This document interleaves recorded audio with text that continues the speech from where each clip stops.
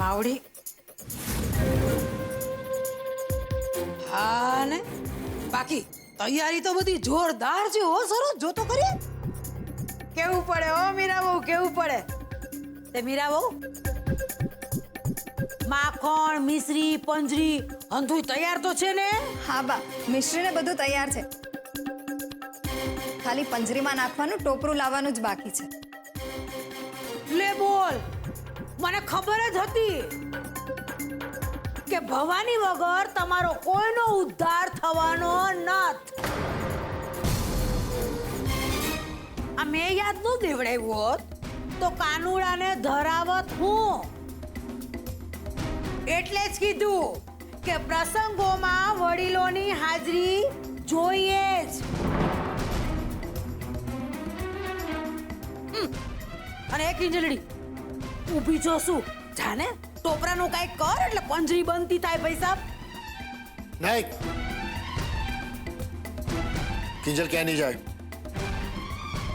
હાય હાય ઈ નહીં જાય તો પંજરી સે નહીં બનશે ભાઈ ખાલી સૂટ ધાણાના ભૂકાની તમે ચિંતા ના કરો બા હું બહાર નથી જઈ શકતી પણ પશાભાઈને ફોન કરીને ટોપરું મંગાવી તો શકું છું ને હવે તો વાંધો નથી ને ના જરાય નહીં અરે ગાંડી આનાથી વધુ બીજું રૂડું શું હોઈ શકે અરે ઘરે બેઠા ગંગા વેતી થાય તો માણા હરિદ્વાર જવાનો ખર્ચો હું કરવા કરે કે જોઈ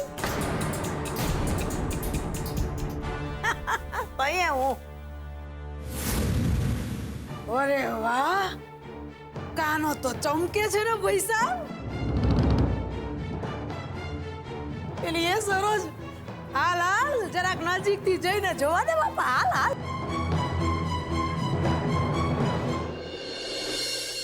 અરે ઓ મીરાબાઉ સરોજ કેટલી વાર પૈસા મીરાબાઉ પંચામૃત તે કેસર વાળું પાણી નોંધી તૈયાર થઈ ગઈ ને હા બા બધું તૈયાર થઈ ગયું છે હા અને ઓલા પોસાનો માણસ ક્યાં સુધી પહોંચ્યો બાપા ફોન તો કર આવતા વર્ષે ટોપરું લઈને આવશે અરે પૂછે ને કે ગંગા નીકળી તે ક્યાં લગન પહોંચી હરિદ્વાર થી લે પોગી ગઈ જા જા જા જલ્દી ખોલ દરવાજો किंजल पूछो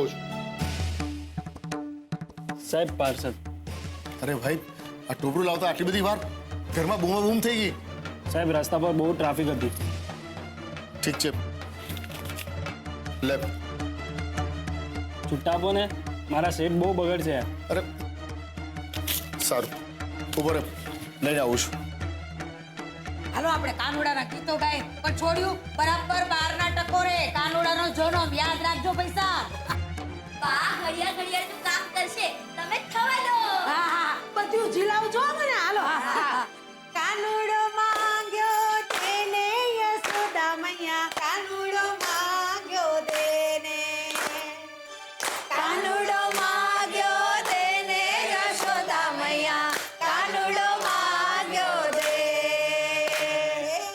મોહન માંગ્યો તેને યશોદા તારો મોહન માંગ્યો તેને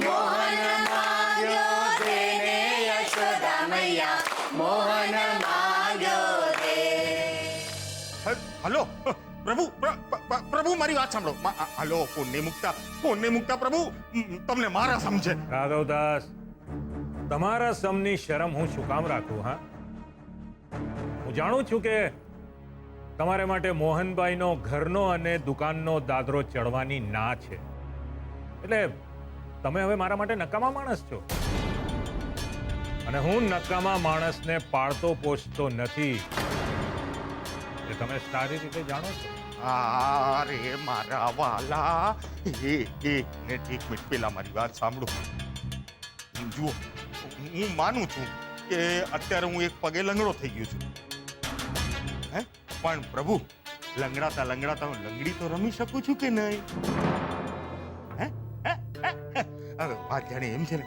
કે મોહનભાઈના ઘરે છે ને મારી બા કાલે ગયા હતા રાતના હા જન્માષ્ટમીની ઉજવણીમાં હા હમણાં છે ને બા એમના રૂમમાં છે જેવા બહાર આવે ને એટલે મોહનભાઈના ઘરે જે બી વાત થઈ હતી ને એનો આખો રિપોર્ટ તમને આજના મુખ્ય સમાચાર રૂપે પ્રસ્તુત કરી દઈશ. એમ તો પછી ફોન પણ રિપોર્ટ તૈયાર થાય પછી જ કરવો તો ને. આ રીતે આમ સવારના પોરમાં મને ત્રાસ આપવાનો શું અર્થ છે? ના ના ના ના ના ના, આ ત્રાસ નથી મારા પ્રભુ, આ ત્રાસ નથી. આ તો હાજીજી છે, હાજરી છે મારી. તમારા દરબારમાં મારી હાજરી છે. એ તો મારો હક છે કે નહીં પ્રભુ? ખરો ને, હક ખરો ને. અને જુઓ પ્રભુ, એકવાર મેં તમને વચન આપ્યું ને કે મોહનભાઈના ઘરની બધી ખબર તમને આપીશ, એટલે તો આમ રાઘવ રીત સદા ચલી આવી પ્રભુ. પ્રાણ જાય પર વચન ના જાય. હલો, હા તો પોતે જ વયા ગયા. માલ માણસ, એકવાર કામની વાત પતી એટલે કોણ તું કોણ હું. આવ ગુલાબ આવ. સાહેબ, ગજબ થઈ ગયો. પેલા પસાભાઈનો માણસ તો ગામ ભાગી ગયો. શું? હા, અને પસાભાઈએ તો એમ પણ કહ્યું કે જન્માષ્ટમીના કારણે એમને દુકાન રાતના 7 વાગે જ બંધ કરી નાખી હતી. તો પછી મોડી રાત્રે ટોપરું દેવા પેલા માણસ ક્યાંથી આવ્યો? સુશાંત ખરેખર ભારે માથાનો નીકળ્યો. એ સમજાતું નથી કે પૈસો મેરી માણસો માટે કેવું કેવું કામ કરાવે છે. સાહેબ, પેલા પસાભાઈએ પણ એ જ કહ્યું. એમને કહ્યું કે મોહનભાઈને કહેજો કે કિંજલબેનનું ધ્યાન રાખે. સાહેબ, કિંજલબેન ક્યાં છે? તો સેજલ સાથે જામનગર ગઈ. જામનગર? હા, આપણા માટે જામનગર, એ લોકો માટે જુનાગઢ. સમજો? તારીની સમજી ગયો સાહેબ, બધું બરાબર સમજી ગયો. લોકોને, અને ખાસ કરીને તો રાહુલભાઈ જેવા લોકોને ઊંધા કાન પકડાવાના છે ને, તો સમજી લ્યો પકડાવી દીધા. એ કામ તમે મારા પર છોડી દો. કિંજલબેનની સુરક્ષા માટે હું એટલું તો કરી જ શકું ને. સાહેબ, હું જાઉં?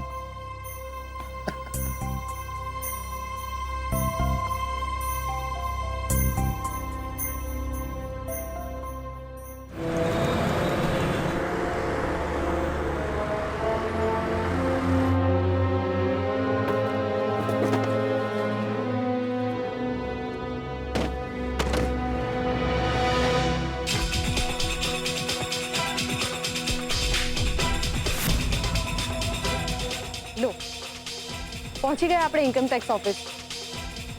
આગળ શું કિંજલ? મને તો અહીંયા આસપાસ એવું કાંઈ જ નથી દેખાતું જેનાથી આપણને ગેમ રમવા માટે આગળ કોઈ ક્લ્યુ મળે. શાંતિ રાખને સેજલ, મળી જશે. સુશાંતના મગજથી વિચારીશું ને તો નક્કી ક્લુ આવીને આપણા હાથમાં પડશે. મેડમ, આ તમારા માટે. રૂપેશ, જવા દે ને એને. આપણી પાસે આના માટે ટાઈમ નથી. કિંજલ, જો તો આ પડીકામાં શું છે? હા,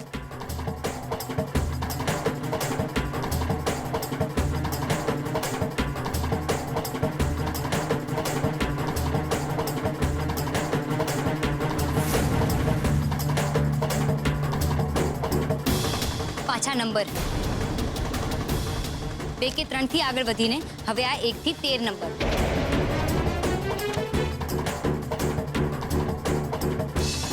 કિંજલ, આ ખાલી નંબર નથી, આ તેજા પિક્ચરનું સોંગ છે. 1 2 3 4 5 છે. તને કેવી રીતે ખબર? સિમ્પલ છે, સાથે માધુરી દીક્ષિતનો ફોટો પણ છે. તો શું જીજુ, હવે આપણે આ તેજા મૂવી જોવું પડશે? અરે ના ના, પણ મને લાગે છે કે આ 13 નંબરનું અને માધુરીનું કંઈક ને કંઈક કનેક્શન તો છે જ. સેજલ, તું નેટ પર સર્ચ કરતો તો માધુરીનું અને 13 નંબરનું શું કનેક્શન છે. એના માટે ઇન્ટરનેટ પર સર્ચ કરવાની કોઈ જ જરૂર નથી. તને યાદ છે કિંજલ, થોડા દિવસો પહેલા છાપામાં એક એડ આવી હતી. નવી ડાન્સ એકેડમી શરૂ થઈ રહી છે. માધુરી દીક્ષિત જેવો જ ડાન્સ શીખો માધુરી પાસેથી જ. 1 2 3 અને એમાં પણ આ જ ફોટો હતો. એ હા, અને એમાં એમ પણ લખ્યું હતું કે તાપીનગરથી 13 કિલોમીટર દૂર.